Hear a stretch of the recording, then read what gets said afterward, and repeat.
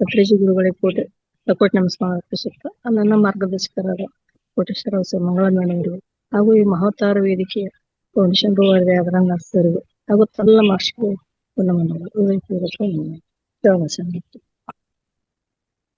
ಮೊದಲಿಗೆ ನಾನು ಇವತ್ತೊಂದು ಆರಿಸ್ಕೊಳ್ಳೋದು ಇದು ಆರೋಗ್ಯ.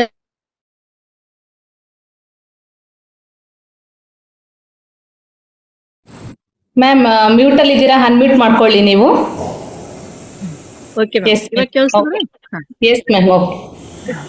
ಈ ಸಮಗ್ರ ಸ್ವಾಸ್ಥ್ಯ ಆರೋಗ್ಯ ಕಾರ್ಯಕ್ರಮದಲ್ಲಿ ನಾನು ಆರಿಸ್ಕೊಂಡಂತ ವಿಷಯ ನಾನು ಯಾರು ಅನ್ನೋದು. ಆರೋಗ್ಯ ಸಂಹಿತೆ ಅನ್ನಂತ ಡಾಕ್ಟರ್ ಇವರು ಸೋಮೇಶ್ವರರ ಒಂದು ಪುಸ್ತಕ ಮಾಲಿಕೆಯಲ್ಲಿ ಆರಿಸ್ಕೊಂಡಿದ್ದೆ ಅಷ್ಟೇ. ನಾನು ಯಾರು ಅಂತ ಹೇಳಿ ಹೆಡ್ಡಿಂಗ್ ಒಂಥರ ನನಗೆ ವಿಶೇಷ ಏನದಲ್ಲ ಅಂತ ಹೇಳಿ ಅದನ್ನ ತಗೊಂಡಿ ಮಾಸ್ಟರ್. ಅದನ್ನ ಅದು ಯಾವ ತರದ ಅದೇ ತರ ನಿಮ್ ಮುಂದೆ ನನ್ನದೇನು ಇಲ್ಲ ಇದ್ರೊಳಗ ನಾನಿದು ಬಳಸಿನಿ ಮಾಡೀನಿ ಅಂತ ಹೇಳಂಗಿಲ್ಲ. ನನಗೂ ಇದು ಹೊಸದು, ಇದು ಓದ್ಬೇಕನ್ನಿಸ್ತು, ಇದೊಂದು ಲೇಖನ ತಗೊಂಡಿದ್ದೀನಿ ಮಾಸ್ಟರ್. ಇದನ್ನ ಅವ್ರು ಯಾವ ತರ ಕೊಟ್ಟರು ಅದೇ ತರ ನಾನು ಇಲ್ಲಿ ಪ್ರಸ್ತುತ ಪಡಿಸ್ತೀನಿ. ಇವಾಗ ಕೇಳಿಸ್ತದ್ರಿ? ಆಯ್ತು ಮೇಡಮ್, ಕೇಳಿಸುತ್ತೆ. ಹಾ, ಒಂದ ಅಲ್ಲಂ ಪ್ರಭುದೇವರ ವಚನದಲ್ಲಿ ಪ್ರಾರಂಭ ಮಾಡೋಣ ಮಾಸ್ಟರ್. ತಾನು ಮಿಂದು ಪಾದ ತೊಳೆದ ಬಳಿಕ ಲಿಂಗಕ್ಕೆ ಮಜ್ಜನ ಎರೆಯುವರೈ. ತಾನು ಮಿಂದು ಪಾದ ತೊಳೆದ ಬಳಿಕ ಲಿಂಗಕ್ಕೆ ಮಜ್ಜನ ಎರೆಯುವರೈ. ತಾನು ಲಿಂಗವೋ ಲಿಂಗವೋ ಏನು ಲಿಂಗದ ಮಹಿಮೆ ಬಲ್ಲವರಿದು ಹೇಳಿರೈ.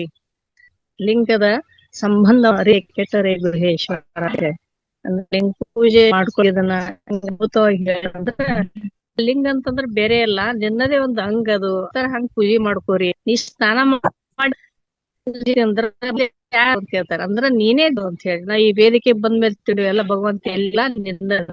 ಅದಕ್ ಮೊದ್ಲು ನೀನು ದೇವ್ರು ತಿಳ್ಕೊ, ಲಿಂಗ ಬೇರೆ ಅಲ್ಲ ನೀರೇ ಅಲ್ಲ ಅಂತ ಅಲ್ಲಂ ಪ್ರಭುದೇವರು ವಚನದಾಗ ಹೇಳಿದ್ದಾರೆ.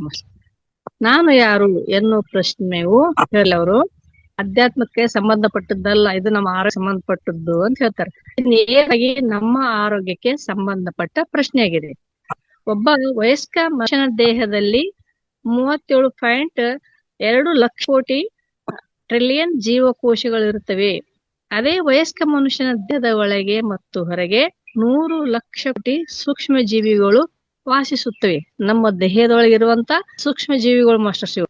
ನಮ್ಮ ದೇಹವನ್ನು ರೂಪಿಸುವ ಜೀವಕೋಶಗಳ ಸಂಖ್ಯೆಗಿಂತಲೂ 3 ಪಟ್ಟು ಹೆಚ್ಚಿನ ಬ್ಯಾಕ್ಟೀರಿಯಾ, ವೈರಸ್, ಶಿಲೀಂಧ್ರ, ಆದಿಜೀವಿ, ಈಸ್ಟ್ ಮುಂತಾದವು ನಮ್ಮ ದೇಹದ ಒಳಗೆ ಹಾಗೂ ಹೊರಗೆ ವಾಸಿಸುತ್ತವೆ ಎಂದಾಯ್ತು. ಈಗ ನಮ್ಮ ಮುಂದೆ ಒಂದು ತಾತ್ವಿಕ ಪ್ರಶ್ನೆ ಇರ್ತದ. ಏನಿದು ಸೂಕ್ಷ್ಮ ಜೀವಿಗಳು ನಮ್ಮೊಳಗೋ ಅಥವಾ ನಾವು ಸೂಕ್ಷ್ಮ ಜೀವಿಗಳ ಒಳಗೋ ಅಂತ ಹೇಳಿ ಪುರಂದರದಾಸ್ ಒಂದು ಹಾಡೋದಲ್ರಿ, ಬಯಲಯದೊಳಗೋ ಆಲಯೋ ಬಯಲೊಳಗೋ ಬಯಲು ಆಲಯ ನಿನ್ನೊಳಗೋ ಅಂತ ಹೇಳಿ. ಆ ತರ ಪ್ರಶ್ನೆ ಇರ್ತದೆ. ಸೂಕ್ಷ್ಮ ಜೀವಿಗಳು ನಿಮ್ಮೊಳಗದವ ನಮ್ಮೊಳಗ ಅಥವಾ ನಾವೇ ಸೂಕ್ಷ್ಮ ಜೀವಿಗಳು ಒಳಗದಿವೆ ಅನ್ನೋ ಪ್ರಶ್ನೆ ಬರ್ತದ ಅಂತ ಹೇಳ್ತಾರ. ಈ ಹಿನ್ನೆಲೆಯಲ್ಲಿ ನಾವು ಎಂದರೆ ಯಾರು ಎನ್ನುವ ಪ್ರಶ್ನೆಯು ಬೃಹದಾಕಾರವಾಗಿ ನಿಲ್ತು. ಶಂಕರಾಚಾರ್ಯ ಹೇಳ್ತಾರಲ್ಲ, ಕೋಹಂ ಅಂದ್ರೆ ನಾನು ಯಾರು ಪ್ರಶ್ನೆ ಮಾಡ್ಕೊಂಡ್ರಲ್ಲ, ಇಲ್ಲಿ ನಾನು ಅನ್ನೋದು ಯಾರು? ಇಷ್ಟ ಲಕ್ಷ ಬಿಲಿಯನ್ ಕೋಟಿಗಟ್ಲೆ ಸೂಕ್ಷ್ಮ ಜೀವಿಗಳದಾವ, ನಮ್ಮ ಜೀವಕೋಶ ಅದಾವ, ಅಂದ್ರೆ ನಾನು ಯಾರು ಪ್ರಶ್ನೆ ಬರ್ತದೆ ಇಲ್ಲಿ ಅಂತ ಹೇಳ್ತಾರೆ. ನಾನು ಎಂದರೆ ನನ್ನ ಶರೀರವನ್ನು ರೂಪಿಸಿರುವ 2 ಲಕ್ಷ ಕೋಟಿ ಜೀವಕೋಶಗಳು ಅಥವಾ ಅದಕ್ಕಿಂತಲೂ 3 ಪಟ್ಟು ಹೆಚ್ಚಿರುವ ಸೂಕ್ಷ್ಮ ಜೀವಿಗಳು. ಇದು ಬೇರೆದಲ್ರಿ, ದೇಹದಲ್ಲಿರುವಂತಾನೆ ಹೇಳ್ತಾರೆ ಇಲ್ಲಿ. ಇದು ಯಾರ ಕತೀರಿ? ನಮ್ದೇ ಕತೀರಿ ಮಾಸ್ಟರ್ಸ್. ಇದು ನಾನು ಎಂದಾಗ ನನ್ನ ಶರೀರ ಜೀವಕೋಶಗಳನ್ನು ಮಾತ್ರ ಪರಿಗಣಿಸ್ತೀವಿ. ನಾನು ಯಾವಾಗ ಪರಿಗಣಿಸ್ತೀವಿ? ಲೆಕ್ಕಕ್ಕೆ ತಗೋಬೇಕಾ? ನನ್ನ ಶರೀರವನ್ನು ರೂಪಿಸಿರುವ ನಾವು ಎಂದಾಗ ಅದು ಎಂಬ ಅಂತದೆ. ಯಾಕಂದ್ರೆ ಆಸ್ತಿ ಬಿಡ್ತಾವ, ಅದಕ್ಕ ಅದ್ರ ನೇಮ ತಪ್ಪಾಗ್ತದ. ನೀವು ವಿಡಿಯೋ ಆಫ್ ಮಾಡ್ಕೊಂಡ್ ಮಾತಾಡಿ. ಹಾ, ಓಕೆ. ಬರ್ತಾ ಇದೆ ಮತ್ತೆ ಕೇಳಿಸ್ತದ್ರಿ ಇವಾಗ? ಓಕೆ, ಪರವಾಗಿಲ್ಲ, ಮಾತಾಡಿ ಮಾ. ನಾನು ಎನ್ನುವುದಾದರೆ ಅದು ಪ್ರಜಾಪ್ರಭುತ್ವದ ನಿಯಮದನ್ವಯ ತಪ್ಪಾಗುತ್ತದೆ. ಅಂದ್ರೆ ಜಾಸ್ತಿ ಮತಗಳು ಯಾರಿಗೆ ಅದಾವ ರಾಜ್ಯ ಆಗ್ತಾನ. ಆದ್ರೆ ಜಾಸ್ತಿ ಮತ ಸೂಕ್ಷ್ಮ ಜೀವಿಗಳದಾವ, ನಮಗ್ ಕಮ್ಮಿ ಅದಾವ ಅಂತ ಹೇಳ್ತಾರ ಅವ್ರು. ಏಕೆಂದರೆ ಸಂಖ್ಯಾ ಸೃಷ್ಟಿಯಿಂದ ಅವೇ ಹೆಚ್ಚಿಗೆ ಅದಾವ. ಸೂಕ್ಷ್ಮ ಜೀವಿಗಳದ್ದೇ ಮೇಲುಗೈ. ನಮ್ಮ ಶರೀರದಲ್ಲಿ ನಾವೇ ಅಲ್ಪಸಂಖ್ಯಾತರು ಅಂತ ಹೇಳ್ತಾರ. ಅವೇ ಜಾಸ್ತಿ ಅದ ನಮ್ಮ ದೇಹದಲ್ಲಿ. ಅದಕ್ಕೆ ನಾನು ಅಂತಂದ್ರೆ ಏನಂತ ಹೇಳ್ತಿದಿ ಅಂತ ಕೇಳ್ತಾರ ಅವ್ರು. ಸೂಕ್ಷ್ಮ ಜೀವಿಗಳು ನಮ್ಮ ಶರೀರದ ಮೇಲೆ ಮತ್ತು ಶರೀರದ ಒಳಗೆ ಯಾಕದವ? ಉತ್ತರ ಸರಳದ ಅಂತ ಹೇಳ್ತಾರೆ. ಯಾಕದವ ಅಂತಂದ್ರ ಸಹ ಜೀವನ, ಹೊಂದಾಣಿಕೆ ಜೀವನ. ಅದಕ್ಕೆ ನಮ್ಮ ದೇಹದೊಳಗ ಹೊರಗೂ ಅದಾವ ಒಳಗೂ ಅದಾವ ಅಂತ ಹೇಳ್ತಾರ ಡಾಕ್ಟರ್. ಒಬ್ಬೊಬ್ಬರೇ ಬದುಕುವುದಕ್ಕಿಂತ ಇಬ್ಬರು ಒಟ್ಟಿಗೆ ಸೇರಿ ಬದುಕಿದರೆ ಇಬ್ಬರ ಬದುಕು ಬಂಗಾರ ಆಗ್ತದ. ಯಾಕಂದ್ರ ಒಬ್ಬರಿಗೊಬ್ಬರು ಸಹಾಯವನ್ನು ಮಾಡುತ್ತಾ ಇಬ್ಬರು ನೆಮ್ಮದಿಯ ಬದುಕನ್ನು ನಡೆಸಿಕೊಂಡು ಹೋಗುವುದರಲ್ಲಿ ಜಾಣತನವಿದೆ. ಇದು ಪ್ರಕೃತಿಯು ಕಂಡುಕೊಂಡಂತಹ ಸತ್ಯ ಅಂತ ಹೇಳ್ತಾರೆ. ನಮ್ಮದು ಹಾಗೂ ಸೂಕ್ಷ್ಮ ಜೀವಿಗಳದ್ದು ಎಂತಹ ಜೀವನ ಕ್ವಶನ್ ಹಾಕ್ತಾರ ಅವ್ರು. ಅಂದ್ರೆ ಅವ್ರದ್ದು ನಮ್ದು ಎಂತದ್ ಸಂಬಂಧ, ನಮ್ಮೊಳಗನೆ ಇಷ್ಟದ ನಡೀತದ ಅಂತ ಅನ್ನೋದು ನಮ್ಗೆ ಗೊತ್ತೇ ಇಲ್ರಿ ಮಾಸ್ಟರ್ಸ್. ಎಷ್ಟೊಂದು ಜೀವಕೋಶಗಳು ಅದಾವ, ಎಷ್ಟೊಂದು ಕೆಲಸ ಮಾಡ್ತಾವ. ಅವಕ್ ನಾವೇನ್ ಆಹಾರ ಕೊಡ್ತೀವಿ, ಅವ್ರ ಬೇಕಾದ ಅವು ಜೀವಕೋಶಗಳು ಬೇಕಾದಂತವ್ ಕೊಡ್ತೀವಿ, ಏನ್ ಬ್ಯಾಡವಾದಂತವ್ ಕೊಡ್ತೀವಿ. ಇವೆಲ್ಲ ನಮ್ಮೊಳಗೆ ನಡೆಯುವಂತ ನಮ್ಮ ದೇಹವಾಗಿರುವಂತದ್ದು ನಾವು ತಿಳ್ಕೊಬೇಕಾದಂತದ್ದು ಇಲ್ಲಿ. ಅದಕ್ಕ ನಮ್ಮದು ಹಾಗೂ ಸೂಕ್ಷ್ಮ ಜೀವಿಗಳದ್ದು ಎಂತಹ ಸಹಜೀವನ, ಹೆಂಗದ ಸಹಜೀವನ ಅಂತ ಹೇಳ್ತಾರೆ. ಇದು ಅವಾಗ ಹಿಂದಕ್ಕೆ ಇಲ್ಲಿ ಆಲ್ಮೋಸ್ಟ್ ಹಳ್ಳಿಲಿಂತ ಬಂದವ್ರಿಗೆ ಗೊತ್ತಿರ್ಬೋದು. ಹೆಂಗಂದ್ರೆ ಕೊಡುಕೊಳ್ಳುವ ವ್ಯವಹಾರ ಇತ್ತು ಮಾಸ್ಟರ್ಸ್. ಕೊಡುಕೊಳ್ಳುವ ವ್ಯವಹಾರ ಅಂತಂದ್ರೆ ಇವ ಮಾಲಕ ಆಸ್ತಿ ಇದ್ದವ ಏನ್ ಮಾಡ್ತಿದ್ದ, ಹೊಲಕ್ಕ ಉಳುಮೆ ಬಿತ್ತು ಮಾಡಕ್ ಹೋಗಿ ಬೆಳೆವನ್ನ ಕಾಳು ಬೆಳೆ ಗೋಧಿ ಜೋಳ ಎಲ್ಲ. ಕಮ್ಮಾರ ಏನ್ ಮಾಡವ, ಅವನ್ ಬೆಳಿತಿದ್ದಿಲ್ಲ. ಕಮ್ಮಾರ ಅಂದ್ರೆ ಏನು, ಅವ ಇದಕ್ಕೇನು ಕೃಷಿಗೇನ್ ಬೇಕತ್ತ ಆ ಸಾಮಾನುಗಳನ್ನ ಅವ ತಯಾರು ಮಾಡೋಂತ ಕಮ್ಮಾರ. ಆಮೇಲೆ ಹೂಗಾರ ಏನ್ ಮಾಡೋರು, ಅವ್ರಿಗೆ ಭೂಮಿ ಇರ್ತಿದ್ದಿಲ್ಲ. ಈ ರೈತನಿಗೆ ಅಮಾವಾಸ್ಯೆಗೆ ಹುಣ್ಣಿಮೆಗೆ ಹೂವ ತಂದು ಕೊಡೋದು ಜೀರನ್ ಕೆಲಸ. ಅವ್ರಿಗೆ ಅವಾಗಿಂದ ದುಡ್ಡು ಕೊಡೋದಿಲ್ಲ. ಅವ್ರಿಗೆ ಸಹಜೀವನ ಇತ್ತು. ಅಮಾವಾಸ್ಯೆ ಹುಣ್ಣಿನ ಹೇಳಿ ಬಂದಿ ಅಂದ್ರ ಪತ್ರಿ ಹೂವ ಮನಿ ತಂದು ಕೊಡೋದು. ಇವತ್ತು ಅಗಸರ ಬರ್ತಾನ, ಇವ ಋತುಮತಿ ಆತಾಳ ಹಳ್ಳಿ ಒಳಗ ಹೆಣ್ಣು ಮಗಳು ಅವ್ರ ಮನೆ ಋತುಮತಿ ಆದ್ಲ ಅಂದ್ರ 8 ದಿವಸ 9 ದಿವಸ ಅವ್ರ ಬಟ್ಟೆ ತೊಳೆಯೋದು. ಆ ನಂತರ ಡೆಲಿವರಿ ಆಯ್ತಂದ್ರ ಅವಾಗ ತೊಳೆಯೋದು. ಅವ್ರಿಗೆ ಯಾವಾಗ ಕೊಡ್ತಿದ್ರು ಅಂತಂದ್ರ ಸಹಜೀವನ. ಅವಾಗಿಂದ ದುಡ್ಡು ಯಾವತ್ತು ಯಾರಿಗೆ ಕೊಡ್ತಿದ್ದಿಲ್ಲ. ಅವ್ರು ನಮ್ಮವ್ರೇ ಅನ್ಸಿಬಿಟ್ಟಿದ್ರು. ಒಂದು ಹೆಂಗ ಸಹಜೀವನ ಅಂತಂದ್ರ ನಾನ್ ಪೂರ್ತಿ ಬಾಲ್ಯ ಹಳ್ಳಿ ಒಳಗೆ ಕಳೆದವಳು. ಅವ್ರು ಬಂದು ಮಾಡಿ ಹೋಗೋರು. ಆಮೇಲೆ ಕಟ್ಟಿಗೆ ಬೇಕಂದ್ರ ಅದಕ್ಕೆ ಆದಂತವ್ರು ಬೇರೆ, ಅವ್ರು ಕಟ್ಟಿಗೆ ತಂದು ಹಾಕೋರು. ಇದು ದಿನನಿತ್ಯ ನಡೆಯುವಂತದ್ದು. ಒಂದು ವರ್ಷಕ್ಕೆ ಯಾವಾಗ ಹೊಲ ಬೆಳೀತದ ಅವಾಗ ಎಲ್ಲರಿಗೆ ಕೊಡೋದದ್ನ ಮಾಲುಗಳು. ಅವ್ರೆಲ್ಲರೂ ಬರೋರು, ಜೀರ್ ಬರೋರು, ಕಂಬಾರ ಬರೋರು, ಅಗಸ್ರವ್ರು ಬರೋರು. ಕಷ್ಟ ಮಾಡ್ಕೊಳಕ್ ಹೋಗ್ತಾರಲ್ಲ, ಇವಾಗ ದುಡ್ಡು ಕೊಟ್ಟಿಲ್ಲಿ ಎಲ್ಲಾ ಸಿಟ್ಟೆ ಕಷ್ಟದಂಗ ಹೋಗ್ತಾರ. ಅವಾಗ ಅದು ಇರ್ಲಿಲ್ಲ. ಕಷ್ಟದ ಮನೆಗೆ ಬರೋದು, ಹೋಗಿ ಹೇಳಿ ಬರೋದು, ಮನೆಗೆ ಬರೋದು, ಕಷ್ಟ ಮಾಡೋದು. ಅವನಿಗೆ ವರ್ಷಕ್ಕಿಂತ ಹೆಚ್ಚು ಜೋಳ. ಎಲ್ಲರಿಗೆ ಕೊಡುಕೊಳ್ಳುವ ವ್ಯವಹಾರ ಬಹಳ ಅದ್ಭುತ ಇತ್ತು ಮಾಸ್ಟರ್ಸ್, ಬಹಳ ಚಂದ ಇತ್ತು. ಅವರೆಲ್ಲ ನಮ್ಮವರನ್ನು ಭಾವನೆ ಇವ್ರಿಗೆ, ಇವ್ರು ನಮ್ಮವರನ್ನು ಭಾವನೆ ಅವ್ರಿಗೆ. ಅಂದ್ರೆ ಇವನ್ ಬೆಳೆದಂತ ಮಾಲ ಅವ ಮುಡ್ತಿದ್ದ, ಅವ ಮಾಡುವಂತ ಕೆಲಸಗಳು ಇವನಿಗೆ ಬೇಕಾಗಿದ್ದು. ಮತ್ತ ಸಾಮಗ್ರಿಗಳು ಬೇಕೇ ಅಲ್ಲ ಹೊಲ ಉಳುಮೆ ಮಾಡಾಕ, ಅವೆಲ್ಲ ಕಂಬಾರ್ ಕೊಡ್ತಿದ್ದ. ನಮ್ಗೆ ಹೂವು ಅದು ಬೇಕಂತಂದ್ರ ನಾವು ಸಪ್ರೇಟ್ ಬೆಳ್ಕೊತಿದ್ದಲ್ಲ, ಅವ್ನ್ ಜೀರೋ ಹೂವ ತಂದು ಕೊಡ್ತಿದ್ದ. ಅಗಸರು ಬಟ್ಟೆ ತೊಳಿತಿದ್ರು. ಹೀಗೆ ಕೊಡುಕೊಳ್ಳುವ ವ್ಯವಹಾರ ದಿನನಿತ್ಯ ಬಹಳ ಅದ್ಭುತ ಇತ್ತು, ಬಹಳ ಚಂದ ಇತ್ತು. ಅದು ಕಣ ಅಂತ ಮಾಡ್ತಿದ್ರು ಹೊಲಗ. ಆರಾಮ್ ಮಾಡಿದಾಗ ಇವಾಗ ಹಳ್ಳಿ ಒಳಗ ಸಹ ಇದೆಲ್ಲಾ ಹೋಗ್ಬಿಟ್ಟದ್ರಿ. ಈಗ ಆಲ್ಮೋಸ್ಟ್ ಹೋಗ್ಯದಂತೆ ಹೇಳ್ಬೇಕು. ರಾಶಿ ಮಿಷನ್ ಬಂದು ಚೀಲ ತುಂಬ್ಲಕ್ ಹತ್ತತು ಅಂದ್ರ ಲೆಕ್ಕ ಬಂತಲ್ಲಿ. ಒಂದು ಚೀಲ ಕೊಟ್ಟಿವಿ ಅಂದ್ರೆ ಕಡಿಮೆ ಆಯ್ತು ಅಂತ ಏನ್ ಬಂತ ಇಲ್ಲಿ ಲೆಕ್ಕಾಚಾರ ಬಂತು. ಅವಾಗ ರಾಶಿ ಹರುತ್ತಿದ್ರು. ರಾಶಿ ಅಂತಂದ್ರೆ ಕಣ. ಒಟ್ಟು ಒಂದ್ ದೊಡ್ಡದ ಗ್ರೌಂಡ್ನೊಳಗೆ ಅದನ್ನ ಒಟ್ಟುಗೂಡಿಸ್ತಿದ್ರು. ಅವಾಗ ಎಷ್ಟು ಕೊಟ್ಟರು ಗೊತ್ತಾಗ್ತಿದ್ದಿಲ್ಲ. ಅವನಿಗೆ ಹೊಟ್ಟೆ ತುಂಬುತ್ತಿತ್ತು, ಇವ್ರಿಗೆ ನಾನು ಬಹಳ ಕೊಟ್ಟಿನ ಫೀಲಿಂಗ್ ಇರ್ತಿದ್ದಿಲ್ಲ. ಒಂಥರ ಒಬ್ರಿಗೊಬ್ರ ಸಂಬಂಧಗಳು ಬಹಳ ಅನ್ಯೋನ್ಯ ಆಗಿದ್ದು, ಬಹಳ ಸಹಜೀವನ ಇತ್ತು. ಅದೇ ತರ ಹೊರಗಿಲ್ಲ, ನಿನ್ನೊಳಗನ ಅದ ಅಂತ ಹೇಳ್ತಾರೆ ಇಲ್ಲಿ ಡಾಕ್ಟರ್ ಇವರು ಯಾರ ಸೋಮೇಶ್ವರಿ ಅವರು. ನಿಮ್ ಒಳಗುನ ಇದೇ ತರ ಸಹಜೀವನ ಅದ, ಇದೇ ತರ ಸೂಕ್ಷ್ಮ ಜೀವಿಗಳದಾವ. ನೀವು ನೋಡ್ಕೊಂಡು ಅದ್ರ ಜೊತೆ ಸಹಬಾಳ್ವೆ ನಡೆಸಿದ್ರಂದ್ರ ನಿಮ್ಮ ಆರೋಗ್ಯ ಬಹಳ ಸಮೃದ್ಧಿ ಇರ್ತದ ಅಂತ ಹೇಳ್ತಾರೆ. ನಾವು ಸೂಕ್ಷ್ಮ ಜೀವಿಗಳಿಗೆ ಆಶ್ರಯ, ಅನ್ನ ಹಾಗೂ ರಕ್ಷಣೆಯನ್ನು ಕೊಡುತ್ತೇವೆ. ಅದಕ್ಕೆ ಬದಲಿಯಾಗಿ ಸೂಕ್ಷ್ಮ ಜೀವಿಗಳು ನಮಗೆ ಕೆಲವು ಮುಖ್ಯವಾದ ವಿಟಮಿನ್ಗಳನ್ನು ತಯಾರಿಸಿ ಕೊಡ್ತಾವ. ನಾವೇನ್ ಮಾಡ್ತೀವಿ, ಅವಕ್ಕೆ ಆಹಾರ ಕೊಡ್ತೀವಿ. ಅವು ನಮ್ಗೆ ಬೇಕಾದಂತ ದೇಹಕ್ಕೆ ಬೇಕಾದಂತ ವಿಟಮಿನ್ಸ್ ತಯಾರು ಮಾಡಿ ಕೊಡ್ತಾವು. ಅದಕ್ಕಿಂತಲೂ ಮುಖ್ಯವಾಗಿ ಅಪಾಯಕಾರಿಯಾದ ರೋಗಜನಕ ಸೂಕ್ಷ್ಮ ಜೀವಿಗಳನ್ನ ನಮ್ಮ ದೇಹದ ಮೇಲೆ ಹಾಗೂ ದೇಹದ ಒಳಗೆ ಬೆಳೆಯದಂತೆ ನೋಡಿಕೊಳ್ಳುವುದರ ಮೂಲಕ ನಮ್ಮ ಆರೋಗ್ಯವನ್ನು ಕಾಪಾಡುತ್ತೇವೆ. ಒಂದ್ ರೀತಿ ಗಡಿ ಕಾಯುವ ಸೈನಿಕರಿದ್ದಂಗ ನಮ್ಮ ದೇಹದ ಒಳಗ.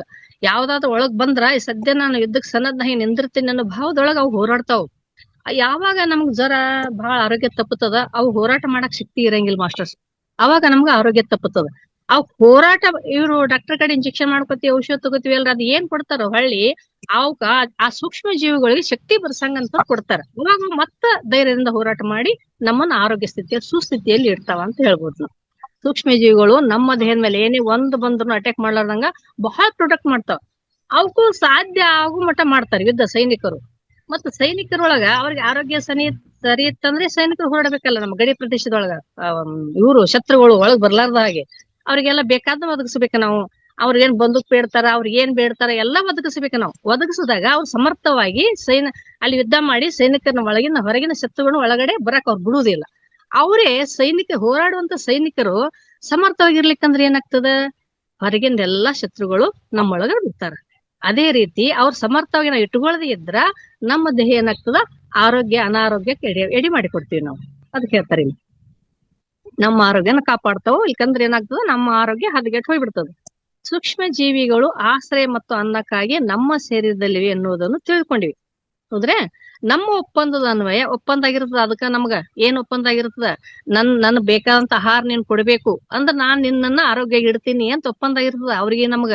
ಆದ್ರೆ ಏನ್ ಮಾಡ್ತೀವಿ, ಆ ಒಪ್ಪಂದ ನಮ್ಗ ಅರಿವಿಗೆ ಬರಂಗಿಲ್ಲ ನೋಡ್ರಿ. ನಮ್ಮ ಶರೀರದಲ್ಲಿರುವ ಜೀವಕೋಶಗಳ ಕೆಲಸ ಕಾರ್ಯಗಳಿಗೆ ಅಗತ್ಯವಾದ ಆಹಾರ ಪದಾರ್ಥಗಳನ್ನು ಸೇವಿಸುವುದರ ಜೊತೆಯಲ್ಲಿ ಸೂಕ್ಷ್ಮ ಜೀವಿಗಳು ಇಷ್ಟಪಡುವಂತ ಆಹಾರ ಪದಾರ್ಥವನ್ನು ಸೇರಿಸ್ಬೇಕಾಗ್ತದ. ನೋಡ್ರಿ, ನಾವು ಸಿಕ್ಕಂಗ ನಮ್ಮ ಮನುಷ್ಯ ಮುಂದ ಆಹಾರ ಸೇವಿಸ್ತೀವಿ. ಆದ್ರೆ ಸೂಕ್ಷ್ಮ ಜೀವಿಗಳಿಗೆ ಎಂತದ್ ಬೇಕು ಅಂತ ನಮ್ಗೆ ಗೊತ್ತಿರ್ಬೇಕು.